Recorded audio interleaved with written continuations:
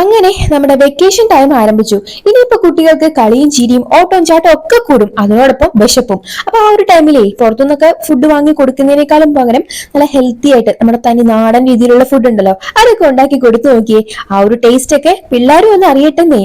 പിന്നെ vacation time മാത്രമല്ലല്ലോ, ഇപ്പോ ചക്ക സീസൺ കൂടിയാണ്. എന്നാൽ പിന്നെ നമുക്ക് ചക്ക വെച്ചിട്ട് തന്നെ ഒരു നാടൻ പലഹാരം റെഡിയാക്കി എടുക്കാം. നമ്മുടെ ചക്ക ഇലയട.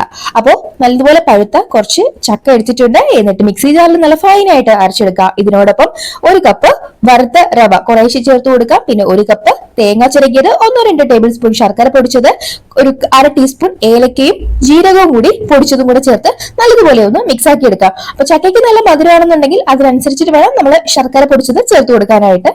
ഈ ഒരു പലഹാരം സാധാരണ അരിപ്പൊടിയിലാണ് ചെയ്യാറുള്ളത്. പക്ഷെ റവയിൽ ചെയ്യുമ്പോൾ നല്ല പഞ്ഞി പോലെ സോഫ്റ്റ് ആയിട്ട് റെഡിയാക്കി എടുക്കാൻ പറ്റും. വാഴയിലയിൽ മാറ്റി ഒന്ന് ഷേപ്പ് ആക്കി എടുത്തതിന് ശേഷം 25 മിനിറ്റ് നേരത്തേക്ക് ആവിയിൽ വേവിച്ചെടുത്താൽ സംഭവം റെഡി.